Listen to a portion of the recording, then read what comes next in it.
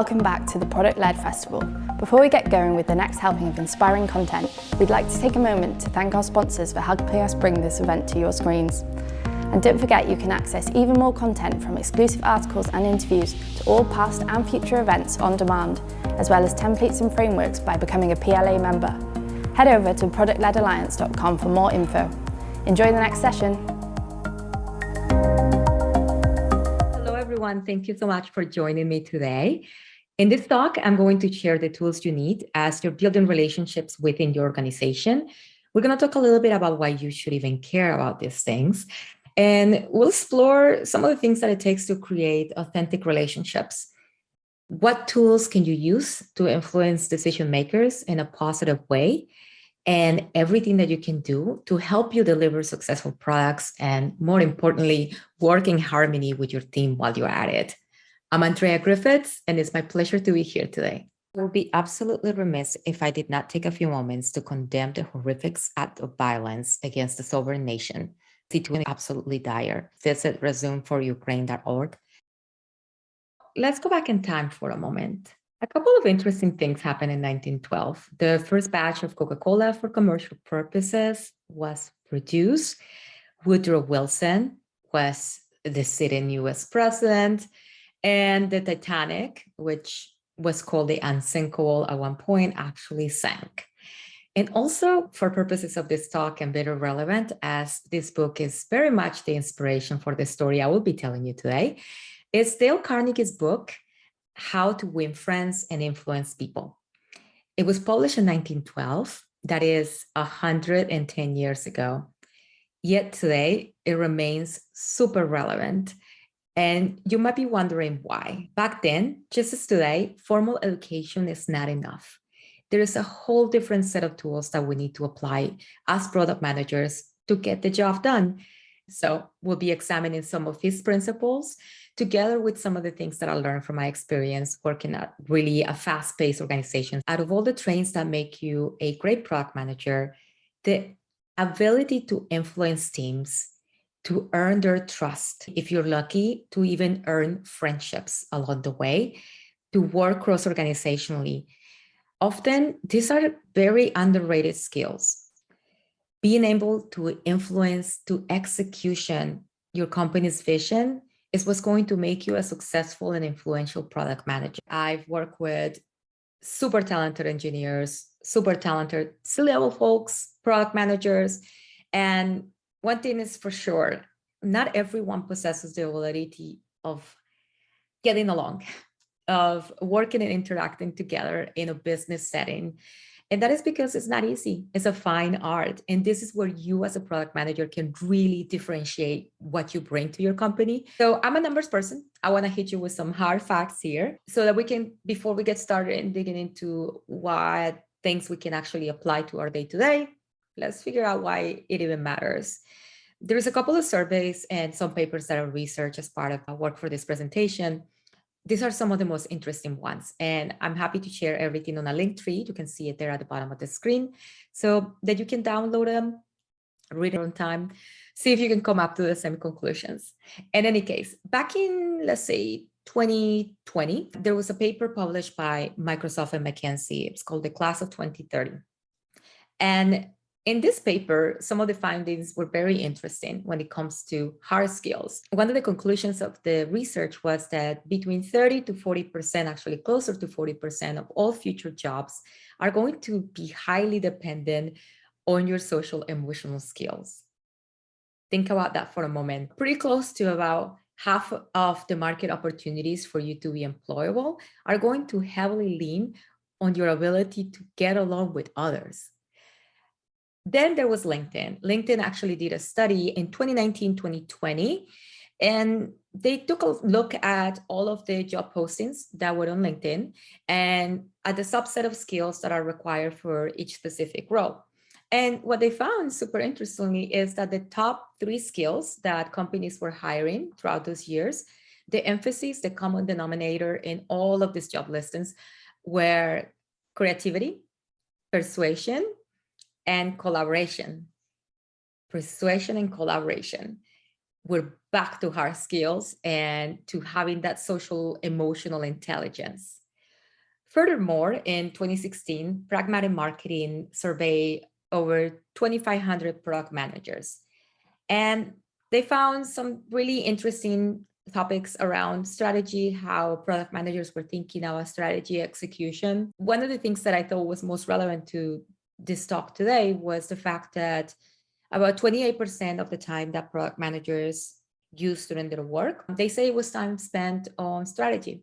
So I think when we look at strategy in terms of the paper, is the time that you're specifically heads down, looking at roadmap, looking at product roadblocks, looking at how fast you can execute a vision. This is only 28% of your time. So what happened to the other 72%? So the other 72% of the time was actually spent during tactics and execution, heavily emphasis on tactics. So less than a third time of a product manager was spent on strategy, and the rest was all spending time realizing and being a tactician. Back to the hard skills, back to getting along with others in order to get to that execution point. Part of the questions they asked product managers who were surveyed here was whether or not they felt like this was actually a good use of their time.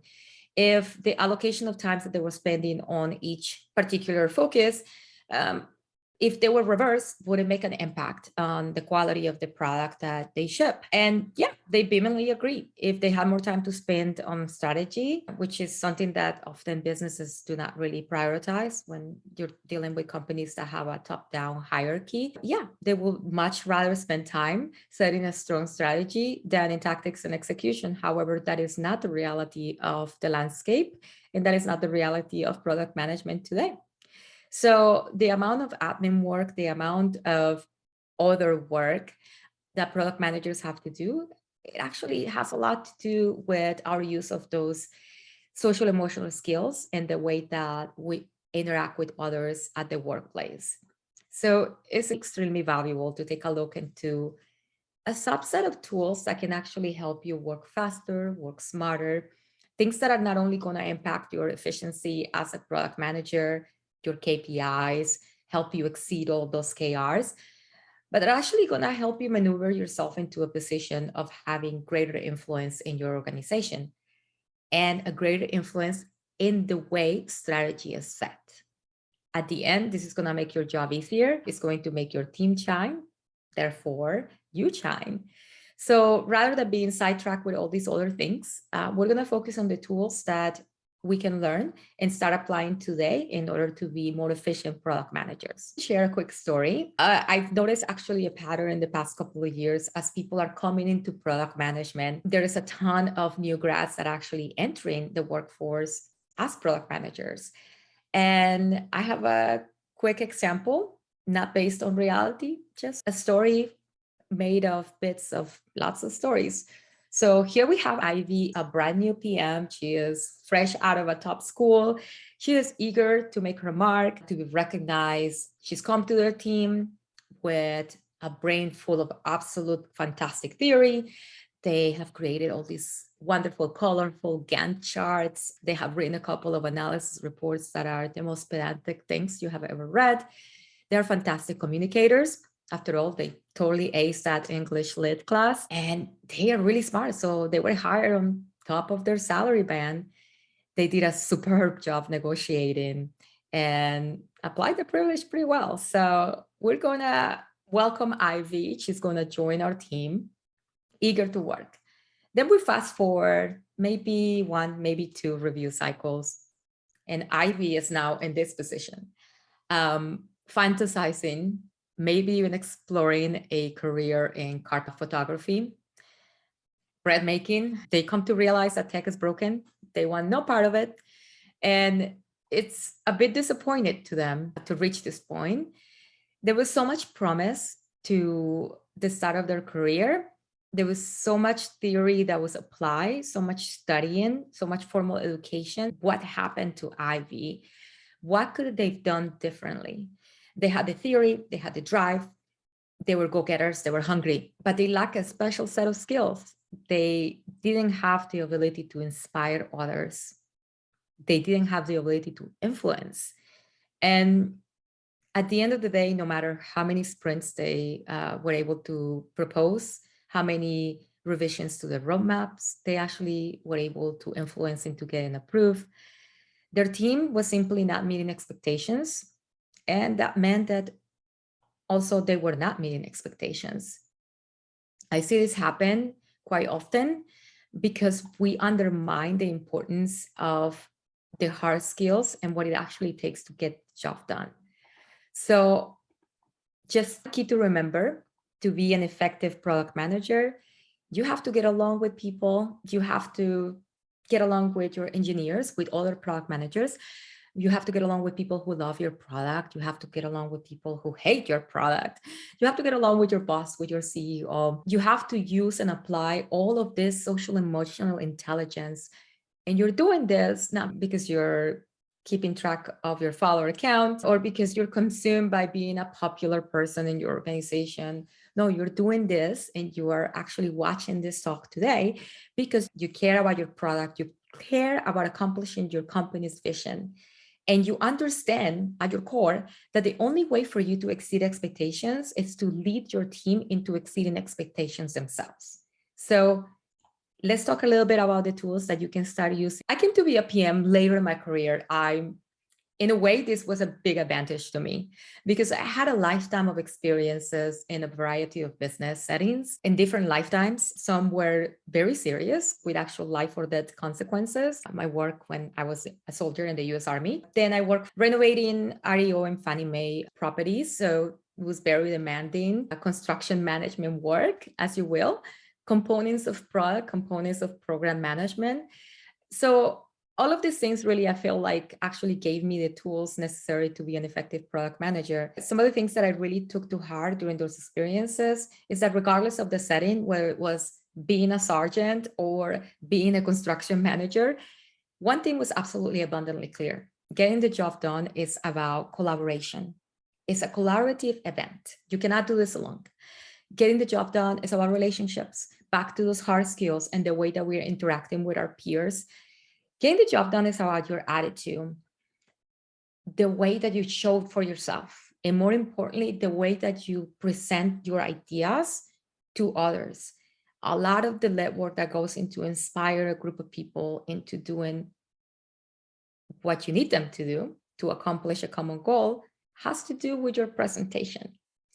So today I am super thrilled to be here because I want to share with you a couple of the things that have worked for me. Before we dive into these tools, and I know we're dying to get there, I think this is one of the most important things that I can share. And this is the concept of servant leadership. I'm sure you heard it. Maybe it's a buzzword for some of you, but I would really love if we all took a moment to actually take a look at this lovely graph, which I give credit to on the bottom, and you're welcome to research it. I will share it as part of my link tree as well. Interestingly enough, year 2022, there are no more sun gods, but let me tell you, there are plenty of people who think the sun revolves around them. You can lead through influence. You can get the job done. You can move up in your career, and you can do all these things using the concepts of servant leadership, using the humility that comes with being a servant leader.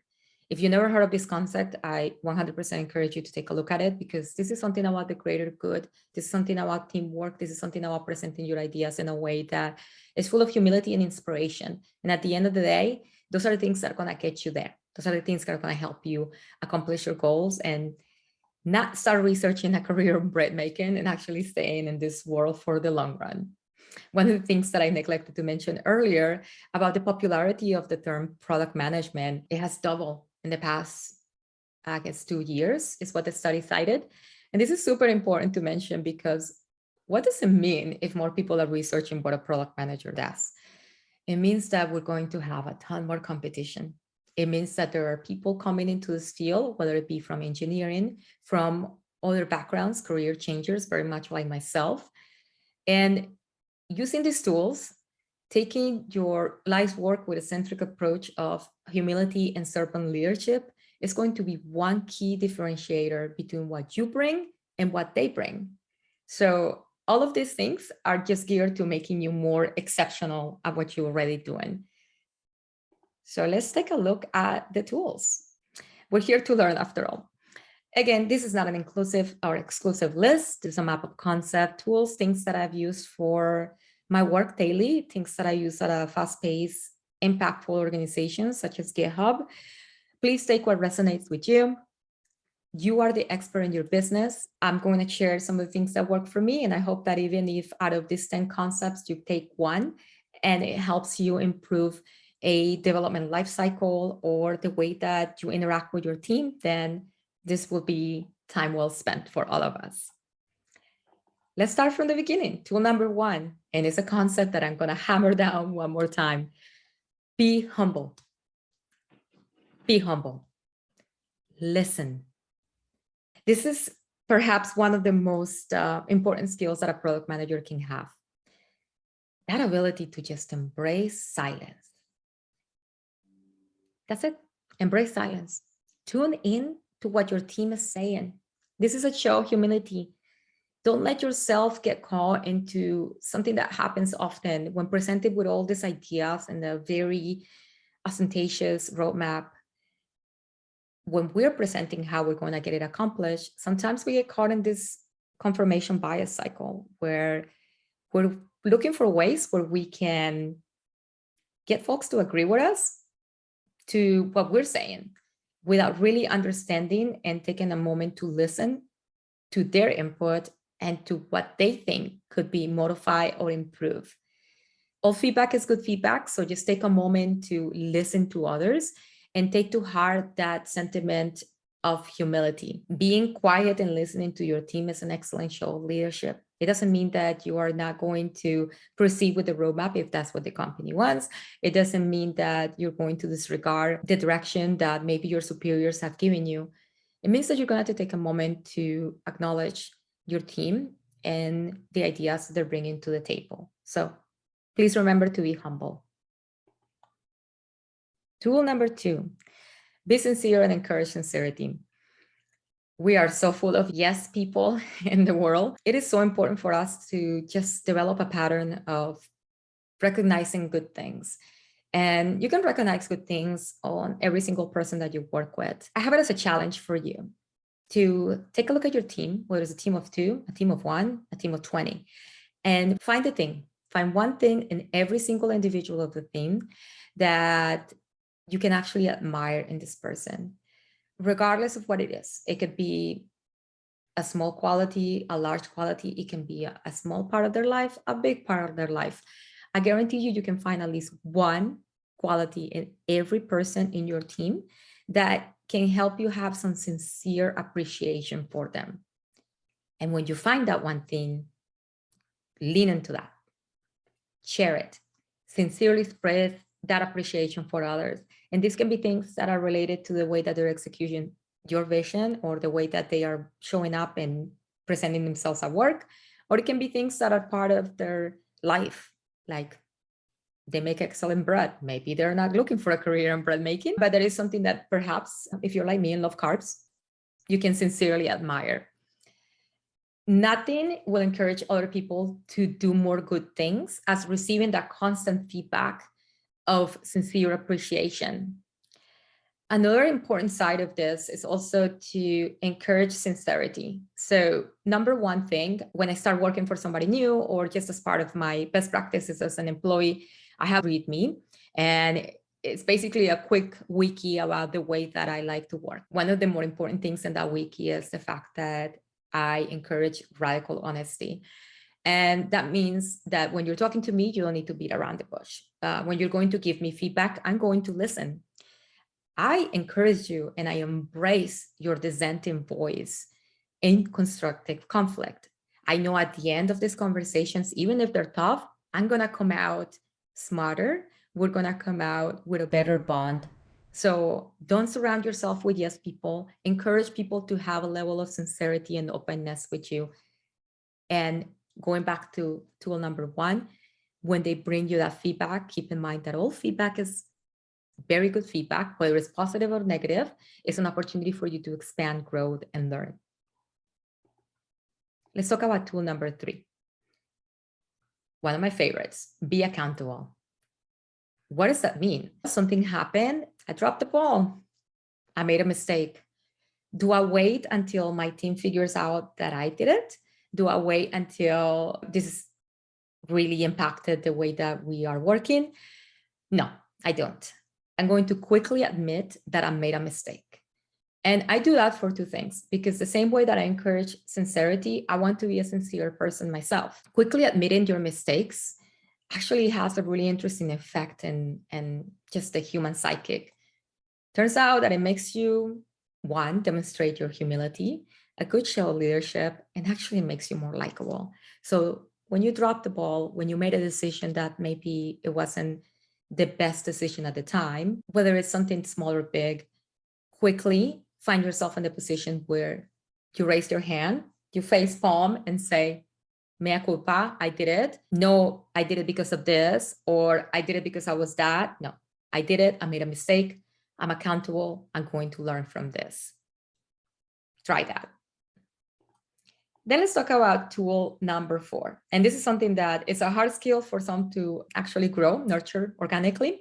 And sometimes we need to learn these things. I know I personally had to relearn how to work on a business setting, going back to that art, how it is an art, when I first came out of the army, because I was used to relying on the authority that I had in my rank in order to influence what my team was doing. Yeah, sure, there were some principles that I applied at the time. And generally speaking, I like to think that I was a leader that was humble and had a high level of empathy, but I was much younger and I had not been through the life experiences that I have now. So I had to learn how to lead with humble leadership and lead with empathy.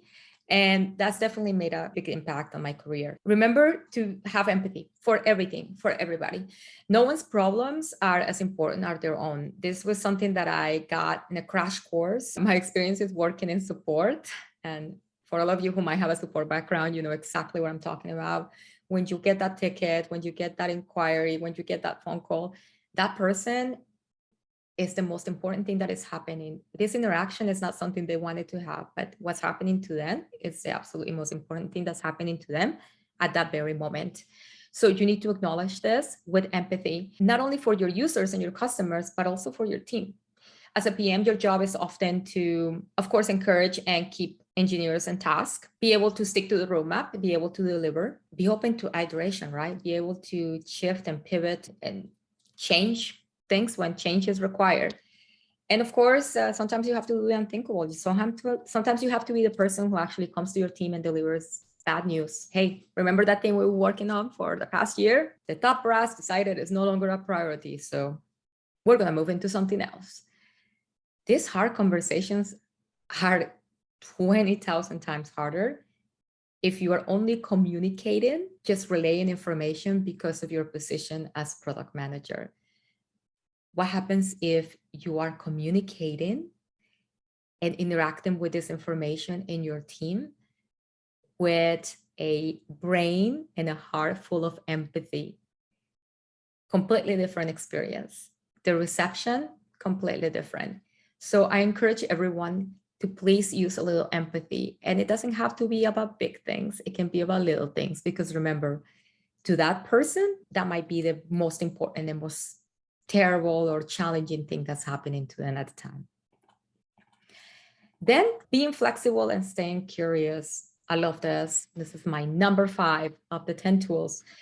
We wear many hats, and it depends on the stage of your company. It depends if you work for a startup or you work for a big global company. At the end of the day, you need to be able to have the knowledge and the capacity to apply analytical discipline. You need to be able to understand data. One of the best advice, career advice that I've been given is actually by a person much smarter than me. Roll up your sleeves and dig into it. Even if it's something that is not your forte.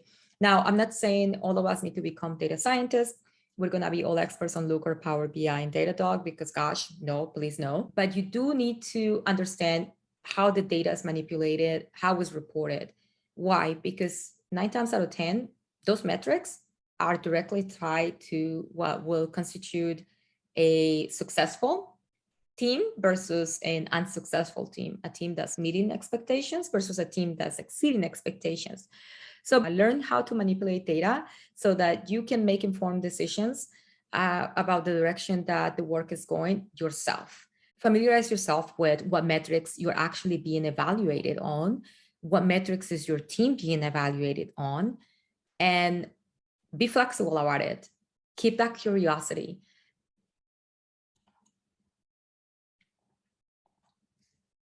Tool number six, be the person who gets a yes. There's a super interesting book. It's called Never Split the Difference. I will add it to the link tree.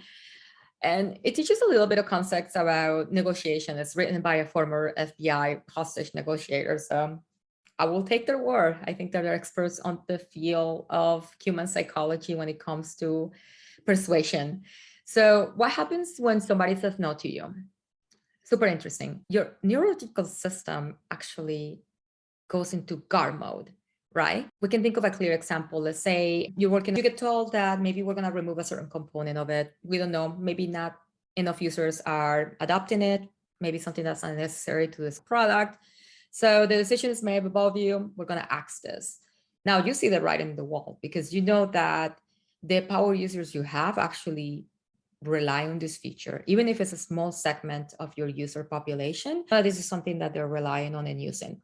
And big companies, little companies at all stages, we all make this mistake. At one point, we going kind of guns blazing without doing the proper research or having empathy for the users, regardless of how small the population of users is, and just start axing things that may not be to us a priority. Things like this is a super easy way to lose the goodwill, not only the goodwill, but lose the business, lose your users. So you want to be the person who gets the yes. What does that mean? So instead of saying no or accepting a no, you're going to be the person who gets a yes. So if I propose with the task to take out a certain portion of my product or deprioritize some part of my work, when I go to the persons, the decision makers, the people who ultimately make the decisions about whether or not this is happening, I don't want them to say no, and I'm not going to accept a no. I'm going to try my very best to be the person who gets the yes. And how do I do this? I do this by being flexible, by the principle that we just mentioned of having the knowledge, the ability to manipulate the data and be able to present it in a way that is not confirmation bias. I'm not doing it because I think that this is going to be a pain for me. No, I'm doing it because the numbers don't lie, and we need to at some point stop and think about what is in the best interest of our users, whether it be 100 users or 1 million users. Sometimes when you present hard data like this and inform reports to your superiors or the people who are guiding the direction of certain projects, you get to actually open the can and get them to look inside and consider things that perhaps it just didn't come to mind. So when presented with challenges like this, whether it be because something needs to be communicated that you're not 100% sure is the best direction to take, or even within your own team interactions, always try to get the yes. Don't get folks to agree with you simply because of your influence and because of your position, but get people, lead them into that's right. Lead them into that moment of yes. Sometimes it's not going to happen every single time. Sometimes we work hard to try and get this done. And unfortunately, decisions are decisions. But it's been my experience that if you present educated and informed reports and make good arguments, especially when they actually impact the bottom line of a business, you actually get your point a lot farther. So embrace that and try and be the person who gets the yes. And then another one of my favorites, number 8, be constructive. What does that mean? Of course, I mentioned earlier, and I stand by that, all feedback is absolutely valid feedback. More important than feedback itself and the feedback itself is how and when you give it. I would encourage every single one of you to avoid over criticism. Criticism is so unconstructive when it's overly done. It tends to, unfortunately, build resentment. And if you don't believe me, think about a time that Maybe a colleague came to you, whether it be another PM or someone from your team, and just absolutely deconstructed the plans that you had. This is wrong, this is wrong, this is wrong, this is wrong. That's never going to work. That's a whole lot of critiques and unconstructive criticism that's overly done. There was no actual positive improvements or actionable feedback to take from it. It was basically just a bash section. And let me tell you, having been on the end of this, it doesn't feel good. It does not feel good. Even if the person who's bringing this unconstructive feedback to you has the absolute most genuinely good intentions, we're humans, we're not logical. And even if their intentions are pure and they want to do what's best, immediately, because of our humanity, we're going to go to that illogical part of our brain that just gets hurt, and our pride gets a little bit of a ding. And if you are someone who struggles with imposter syndrome, it is a giant meal for that imposter syndrome. So the next time you have to deliver feedback, think about being constructive in the way that you do it. Before you do anything, step back and think about how not only you're going to point out what's wrong, but you're going to throw in some action items or some suggestions on how things can be improved.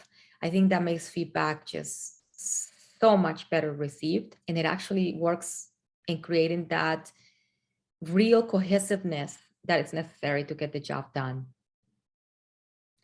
Let's move on to number 9, be inspiring. I know this sounds so fluff, but please entertain me. Hang with me for a moment. You want to be the challenger in your team. What does that mean? Be the challenger. Doesn't mean I'm going to come and challenge you to a duel. It means that good show leadership, regardless of my technical ability, of my experience, I've been doing this for over 12 years, regardless of that, of my education, IB from Ivy League, couldn't quite cut it. Big part of the work that you do as a challenger is to be inspiring. A good show of leadership, how much you can actually inspire others to either learn more or literally do the best work of their lives. Inspire your team to excel beyond their own imagination. This doesn't mean you're going to take a quarter's worth of work and cram it into a 2-week sprint. This means that you're going to be sincere with a heart full of empathy. Make it also your mission to challenge each individual in your team to overcome their own limitations, to expand, to truly take ownership of their work in a way that makes them want to show up for work. Not only show up for work, but also do the best work of their lives. I think something that I personally struggle with, especially working in tech, there is so much to know. There are so many programming languages. Our product has so many features. I come to realize there is no way I'm going to be an expert every single thing.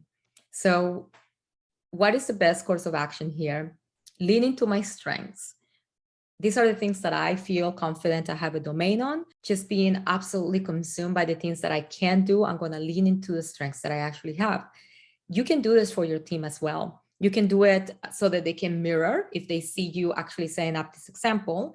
And you can do it quite honestly, verbally. Ivy, I've noticed that maybe this interpersonal close relationship type of work is not necessarily a good fit, but you are amazing at organizational skills. I really love the colorful Gantt charts. Maybe there is a program angle to your work that you can lean into, and that might be a better fit. Same thing with engineering and team, with really anyone that you interact.